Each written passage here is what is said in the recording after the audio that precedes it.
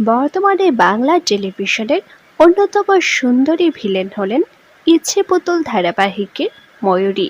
অভিনয়ে যথেষ্ট দক্ষ এবং সুন্দরী হওয়া সত্ত্বেও সবসময় তাকে ভিলেন চরিত্রে দেখে বেশ অবাক দর্শকেরা। এরকম একটা মিষ্টি মেয়েকে ভিলেন ভাবতে আর ভালো লাগে না দর্শকদের। তাই এইবার নতুন ধারাবাহিকে তাকে প্রধান নায়িকা হিসেবে দেখতে চান দর্শকেরা। সম্প্রতি এই বিষয়ে মুখ খুলতে দেখা গেল শ্বেতাকে। অভিনেত্রী জানিয়েছেন তিনি নিজেও নাকি নিজেকে এইভাবে আর দেখতে পারছেন না। এর পরের ধারাবাহিক থেকে তিনি পজিটিভ চরিত্রে অভিনয় করতে চান। তবে শ্বেতা জানিয়েছেন তার কাছে মুখ্য চরিত্রের অফার গিয়েছিল, কিন্তু তিনি রাজি হননি।